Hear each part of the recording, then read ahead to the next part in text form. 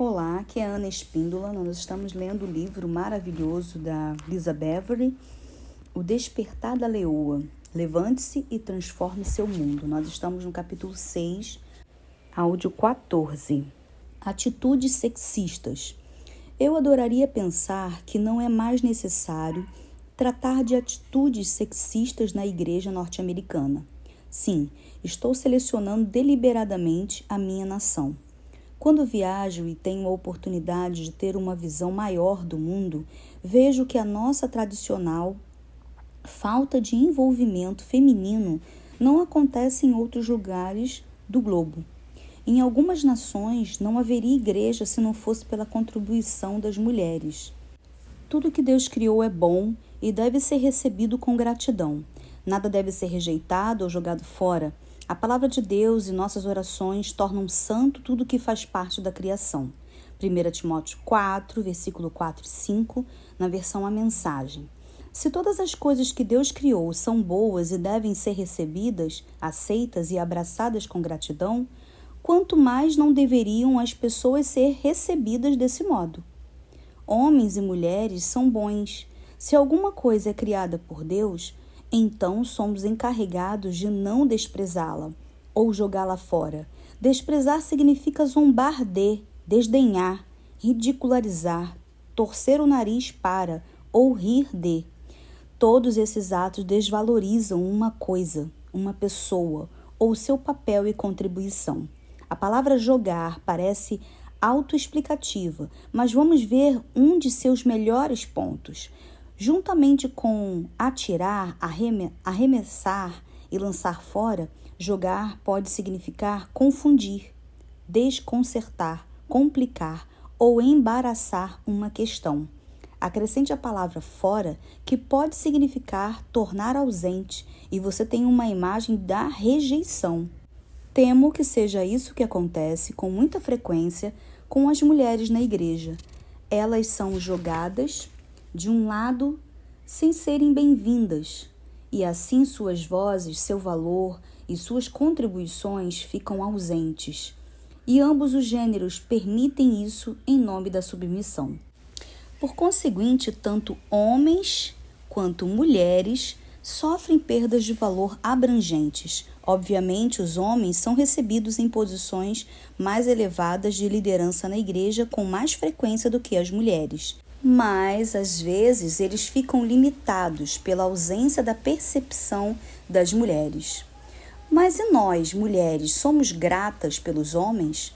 Nós os vemos como Deus os vê, como bons? Ou nós torcemos o nariz para o comportamento deles? Não estou falando acerca de rir juntos.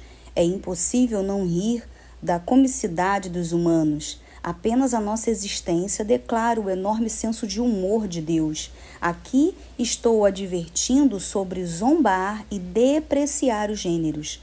Aposto que isso acontece mais do que você se dá conta. Nossa indústria do entretenimento desonra regularmente os homens e sexualiza as mulheres. Permitimos que atitudes sexistas nos coloquem em uma posição em que as mulheres que se sentem desvalorizadas se ressentem contra os homens. Então, como vamos reagir a isso? Infelizmente, algumas mulheres reagiram passando para um extremo aterrador, o divino feminino. Ao escrever este livro, observei no Amazon que havia 2 outros títulos sendo exibidos ao lado de um dos meus livros anteriores, como sugestões de leitura.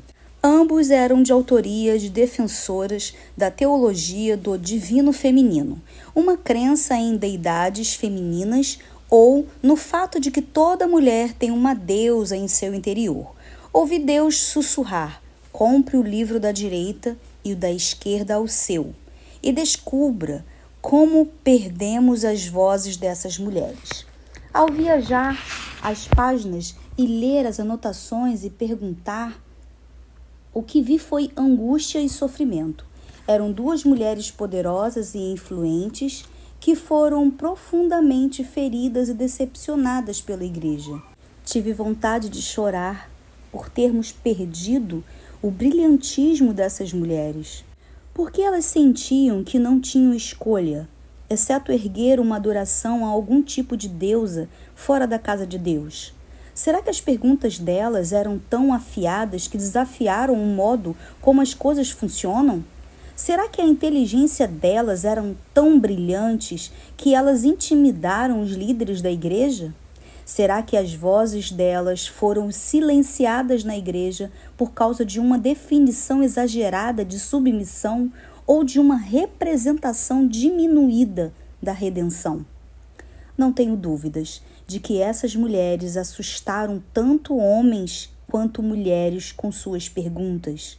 Talvez você nunca tenha experimentado a busca e a decepção que elas sofreram, mas eu sem dúvida passei por isso. Sei que não estou sozinha. Recebo cartas, e-mails e perguntas que repetem o tema.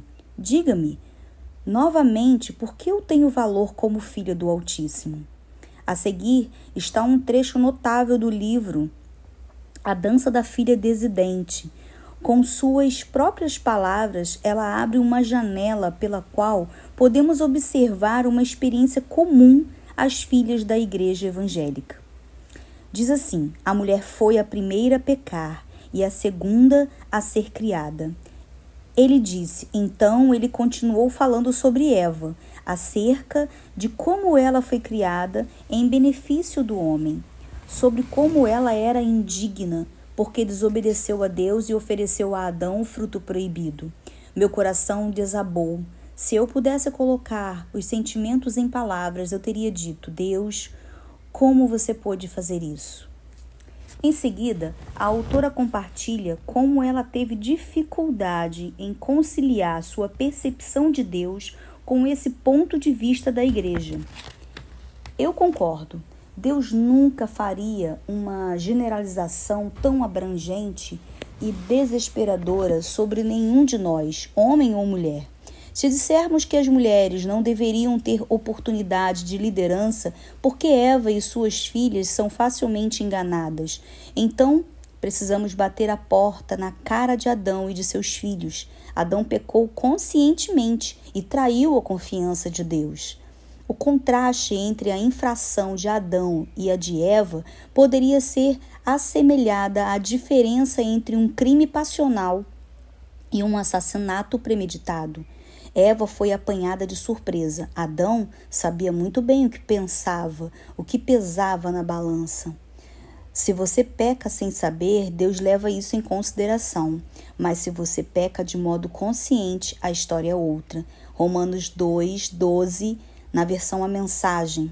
Que tipo de mundo religioso criamos para nós mesmos quando aquelas que são investigadoras inteligentes da verdade não podem encontrar respostas dentro dos nossos portões? Se não assumirmos a nossa responsabilidade e encontrarmos algumas respostas, o que acontecerá com as nossas filhas se elas ousarem fazer essas perguntas? E que Deus ajude os homens se continuarmos nesse caminho. Os homens não crescem saudáveis e fortes por meio do silêncio das mulheres. Ao contrário, os homens ficam mais fortes com um acréscimo de nossas vozes, porque o desafio da pergunta de uma filha serve para elevá-los mais alto, o que os torna mais livres. A perspectiva das mulheres modera e refina os homens, exatamente na medida em que eles criam um ambiente para que as mulheres floresçam. Ao ler os ensaios das autoras da filosofia do divino feminino, nenhuma pergunta me apanhou de surpresa. Foram as respostas vazias que elas receberam que partiram o meu coração. Senti-me como se um mar de lágrimas de mulheres nos separasse. Vejo-as em uma praia distante e isso me entristece. Essas mulheres chamam a si mesmas de dissidentes e deusas, mas eu preferiria chamá-las de amigas e filhas do Altíssimo. As acusações delas ainda ecoam alto em meus ouvidos, pois encontrei mais verdade nas reclamações delas do que nas respostas que lhes foram dadas. Nas páginas comoventes, li muitas histórias de tristezas. Uma delas era o relato de uma ginecologista obstetra que testemunhava repetidamente as mães norte-americanas pedindo desculpas aos seus maridos quando o parto trazia ao mundo uma menina. Como mãe de 4 filhos, essa ideia é quase inacreditável para mim. Valorizo a riqueza de ter um marido que ama as mulheres. Embora ele tenha celebrado o nascimento de cada um dos nossos filhos, ele esperava uma filha. Quando repetia essas histórias para ele, ele ficou chocado. Se tivéssemos recebido uma filha dentro do nosso mundo, teríamos declarado que ela era amada e desejada. Sem encontrar respostas, valor ou espaço para contribuição dentro dos muros da religião, essas filhas estabeleceram uma esfera de adoração, fora daquilo que consideravam como uma tirania patriarcal.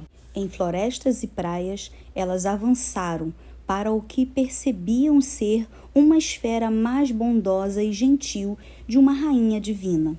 Espere, não estou defendendo que sigamos o caminho delas. Não escolho nem a rainha delas, nem o rei irado da religião. Escolho o nosso Criador, o Deus Altíssimo. Uma busca pelo propósito divino. Ouça este convite desesperado de uma das líderes do pensamento divino feminino, a Marianne Williamson, em seu livro O Valor da Mulher. Quando digo, vá falar com Maria, quero dizer, vá falar com Maria. Tipo, vá a uma igreja, acenda uma vela, sente-se em um banco e leve isso muito a sério. Diga a ela, Maria, eu gostaria de saber quem sou eu como esposa ou namorada ou mãe ou filha. Eu gostaria de ser mulher que sou capaz de ser. Gostaria de ter a sua pureza e clareza e o seu nível de iluminação, que a essência da minha feminilidade se torne mais radiante que o meu exterior. Não é errado orar e pedir para ser a mulher que você é capaz de ser? A questão é, a quem ela sugere que dirijamos as nossas orações? Em seguida, ela mesma levou em consideração aquelas que estavam desconfortáveis com o catolicismo. Outro trecho. Se você não se sente confortável com Maria, tudo bem. Encontre uma deusa grega ou uma avatar indiana com quem você possa se identificar, ou qualquer símbolo da divindade feminina, e inicie um relacionamento com ela. Um relacionamento com ela? Imediatamente depois dessa sugestão, ela declara o motivo da sua ira. Preste atenção. O mundo como está tem pouca utilidade para a sua feminilidade. Você é considerada um sexo frágil e é tratada como objeto sexual. Você é completamente dispensável, exceto para gerar filhos. Sua juventude é a medida do seu valor e a sua idade é a medida do seu pouco valor. Não busque no mundo o seu sustento ou a sua identidade como mulher, porque você não os encontrará ali. O mundo despreza você. Deus a ama afetuosamente. Fico muito grata por ela terminar esse trecho com a verdade de que Deus ama você afetuosamente, mas não há como deixar de entender a sua dor. Ela, em todo momento, ela declara sua dor em seu livro e ela anseia por uma verdadeira conexão feminina com o divino. Ela chega a ponto de sugerir uma deusa grega, esperando que, apelando para uma imagem da beleza e do poder divino e duradouro, ela reencontre o que está faltando tão desesperadamente em suas próprias conexões. Oro para que ela encontre a verdade que procura. Como uma ex-católica, eu entendo a sugestão dela. Não estou defendendo a adoração a Maria em qualquer nível, mas quando o protestantismo tirou Maria de seu lugar de divindade, o que ela realmente não é, ele efetivamente a removeu como um exemplo para as mulheres. Maria não é uma deusa, mas ela era uma mulher de Deus. Ela não é uma estátua diante da qual devemos acender velas como promessas. Ela foi uma mulher cujo exemplo ilumina o nosso caminho. ela prenunciou o que estava por vir, filhas que seriam parceiras de Deus e revelariam Jesus. Eu disse Jesus? Um ponto interessante. Pesquisei as páginas desse livro dela, O Valor da Mulher, e não encontrei quase nenhuma menção a Jesus, o filho de Maria. Como Maria pode ser válida sem Jesus? Então, qual é o verdadeiro convite aqui? Esse convite não tem nada a ver com Maria, com Atena ou Afrodite. Tem a ver com adoração a um espírito que não tem nome e é fabricado por nós mesmos. As autoras do livro divino feminino falavam de Deus e de deusas, religião e homens, mas raramente do belo Salvador, o Filho de Deus, Jesus, o Cristo. Elas falaram sobre rainhas, feiticeiras e até tartarugas maternais, mas nada do Filho que ressuscitou dos mortos. Por que as mães evitariam a revelação de um filho? As palavras dessas mulheres dançaram ao redor de Jesus, até pegaram suas palavras emprestado, mas deixaram de mencionar o seu nome. No entanto, isso não é de admirar. Se eu posso me elevar até o divino, por que eu precisaria de um Salvador? A posição de deusa não é simplesmente uma posição de poder. Ela pede adoração. Mas não devemos adorar o homem, a mulher ou a criação. Devemos adorar a Deus somente. Não haveria necessidade de criar uma divindade feminina que acrescente valor às mulheres se a igreja pregasse a verdade e a intenção original de Deus. O Deus do céu e da terra, o Senhor Altíssimo, declarou abertamente o valor das mulheres em seu plano redentor. Deus gerou o seu filho sem a semente do homem. José lhe foi encarregado de proteger Maria e a criança santa que ela carregava. O Espírito de Deus despertou vida no ventre virgem de uma garota hebreia jovem e ligeiramente assustada. Ela não estava cantando mantras, nem se intitulando deusa. Maria estava disposta e até duvidando se era capaz. Que possamos ecoar suas palavras e fazê-las nossas.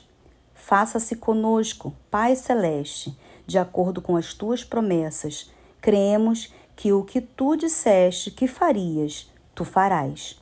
Levanta os oprimidos da terra e revela o teu Filho através das nossas vidas. Essas foram as palavras de Maria.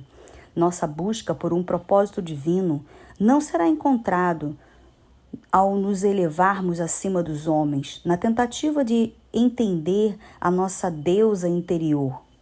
Os homens não encontraram a verdadeira força ou liberdade dominando as mulheres, e as mulheres não são eficazes quando permitem que a sua força seja usurpada por doutrinas excessivas. Ambos os gêneros são aliados e guardiões, não inimigos e deuses. O desejo de ser adorado é um teste para cada um de nós. É o mesmo teste no qual Lúcifer fracassou. O desejo de poder não é mau. Cada um de nós, homens e mulheres, somos mordomos de uma medida de fé, de poder e de influência. Entretanto, os humanos não foram criados para o poder absoluto. Esse é um plano ou um papel difícil demais para os anjos lidarem. Nem mesmo Jesus, o próprio Filho de Deus, ousou usurpar a igualdade com Deus. Na carta de Paulo aos Coríntios, somos encarregados de não seguir essa busca doentia pelo poder. Tentem pensar como Cristo Jesus pensava. Mesmo em condição de igualdade com Deus, Jesus nunca pensou em tirar proveito dessa condição de modo algum. Quando a sua hora chegou, ele deixou de lado os privilégios da divindade e assumiu a condição de escravo, tornando-se humano, e depois disso permaneceu humano. Foi sua hora de humilhação. Ele não exigiu privilégios especiais, mas viveu uma vida abnegada e obediente, tendo também uma morte abnegada e obediente, e da pior forma, a crucificação. Por causa dessa obediência, Deus o exaltou e honrou muito acima e além de todos, para que todos os seres criados no céu e na terra, até aqueles há muito mortos e enterrados, se curvem em adoração na presença de Jesus Cristo e proclamem, por meio do louvor, que Ele é Senhor de todos, para a gloriosa honra de Deus Pai. Filipenses 2, do versículo 5 ao 11, na versão A Mensagem. Nosso mundo precisa de servos. Não posso imaginar o meu Senhor Jesus, que se inclinou para levantar a todos, sendo tão exigente quanto alguns de nós somos. Infelizmente, temo que tenhamos representado mal o nosso rei. Por que outra razão os líderes mundiais que lutam pela paz seriam tão justificados ao dizerem: se não fosse pelos cristãos, eu seria um cristão? E também gosto do seu Cristo, não gosta dos seus cristãos. Eles são tão diferentes do seu Cristo, como dizia Mahatma Gandhi. Você ouve o grito e a necessidade desesperada de que se levante como uma destemida buscadora da verdade? Somos chamadas a amar intencionalmente, a busca fora da nossa esterilidade, os perdidos e os que sofrem. Se a igreja não abrir espaço para você, leve o amor de Deus para as estradas e para os atalhos. Há um número de pessoas quebrantadas e sofredoras, mais do que o suficiente, fora dos nossos muros, que valorizariam o seu envolvimento. Estenda a mão para a sua comunidade, para os desabrigados, para os seus trabalhadores, para o seu sistema escolar. Crie uma vida tão grande e brilhante que ela seja irresistível. É hora de se levantar a uma estatura que as pessoas possam admirar. O que fazemos agora? Vamos continuar discutindo sobre o que Deus determinou? Podemos equilibrar o nosso raciocínio para evitar os extremos da submissão de um lado e da divindade feminina do outro? Podemos honrar os homens? Vamos seguir o exemplo do leão e da leoa e nos levantarmos juntas com os homens, não como lacaias subservientes, nem como deusas iradas. O valor das mulheres fortes. Quando escrevo, posto mensagens no Twitter ou no Facebook, fico diante de mulheres em plataformas, quer eu esteja falando em reuniões, quer através de transmissões, aproveito continuamente toda oportunidade de proclamar o valor das mulheres.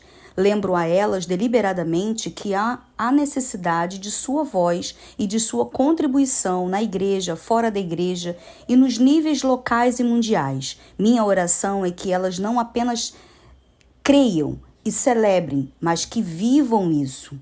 Depois de falar, costumo ouvir esta pergunta: você pode, por favor, dizer isso aos homens? As sugestões delas vêm em sussurros, como se fosse perigoso se alguém ouvisse e descobrisse que elas ousaram sugerir que eu compartilhasse abertamente algo assim. Eu costumava pensar que bastava encorajar apenas as mulheres. Há um valor incrível em falar a mulheres em ambientes íntimos e seguros. Mas à medida que essa jornada das filhas de Deus continua, aprendi que dar esse tipo de encorajamento apenas às mulheres não basta, assim como o valor é limitado quando só de um lado da moeda está intacto. Ao longo dos últimos anos, o meu mundo foi ampliado e minha voz foi convidada e recebida no mundo da igreja aos domingos pela manhã. Isso naturalmente inclui os homens. Ao levantar a minha voz em ambiente de gênero misto, faço com que eles saibam que as mulheres são incríveis. Raramente vejo os homens contestarem isso. Eu deliberadamente digo a eles que acho que os homens são incríveis também. Nos últimos anos, vi muitas lágrimas descerem dos olhos dos homens. Assisti enquanto maridos e esposas se abraçavam e cancelavam as suas lutas livres. Amo o que acontece quando eles pedem perdão um ao outro por suas tolas brigas de poder. Querida irmã Leoa, os homens não são o nosso problema. Essa questão vai muito mais fundo. Satanás é o nosso inimigo e um enganador que rouba de ambos os gêneros a sua dignidade. Embora eles não sejam o problema, os homens podem e devem ser parte da solução. Algo dinâmico acontece quando os homens carregam um pouco do fardo da restauração da dignidade e do poder ao lado das mulheres. Às vezes, posicionar-se para ser ouvida é mais que a metade da batalha. Os homens do seu mundo precisam ser capazes de ouvir e eles precisam ouvir outros que estão encorajando homens e mulheres a se levantarem juntos. Se é preciso haver mudança, todos devemos dizer a mesma coisa. Vamos ecoar a postura de Deus. Para fazer isso, vamos analisar em profundidade 1 Coríntios 11, versículo 1. Vou decompô-lo em pedaços separados e distintos e depois abordar a perspectiva do todo.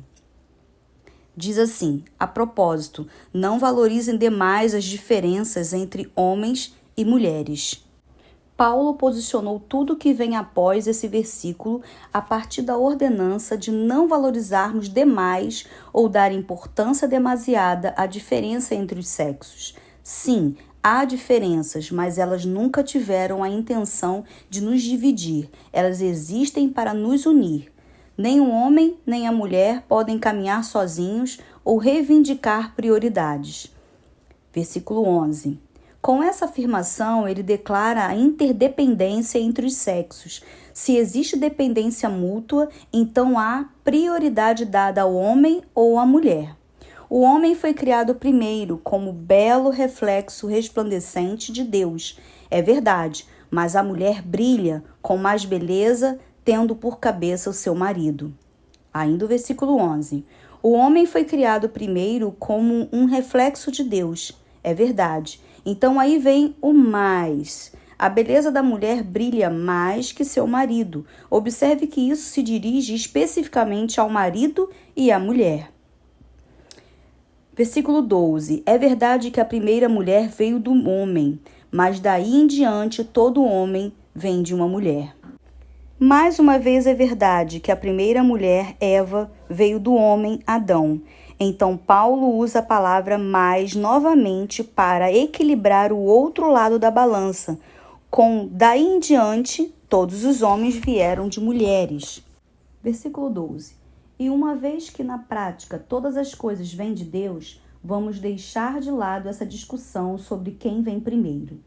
Agora que as balanças estão perfeitamente equilibradas, Paulo se eleva acima do debate entre os gêneros e nos dá uma perspectiva divina. Tudo vem de Deus, então parem de discutir sobre proeminências. Isso deveria resolver muitas coisas. Só Deus vem em primeiro lugar, só Ele é santo, justo, amoroso, verdadeiro, o caminho, a vida e o princípio e o fim. Nunca imagine que Deus é influenciado pela legislação das nossas denominações. Ele não se impressiona com os nossos estatutos e com o que permitimos e não permitimos. Deus entra em ação e quando ele vê as pessoas corretamente relacionadas e sob a sua influência, é ali que ele ordena a bênção. Salmos 133, versículo 1 e 3. É maravilhoso e belo quando os irmãos vivem em união. Sim, é dali que o Eterno ordena a bênção e também a vida eterna. Versão A Mensagem. Ao longo da história, a igreja tem sido dividida no que diz respeito a essas questões. E eu, particularmente, não desejo que esse continue sendo nosso legado, mas o que eu penso e sinto é algo pequeno comparado ao decreto de Deus, de como será. As coisas vão mudar. Nos últimos dias, Deus diz: vou derramar meu espírito sobre todo tipo de gente. Seus filhos vão profetizar e também suas filhas. Seus jovens terão visões, seus velhos terão sonhos. Quando chegar a hora, vou derramar meu espírito sobre todos os que me servem, homens e mulheres de igual modo, e eles vão profetizar.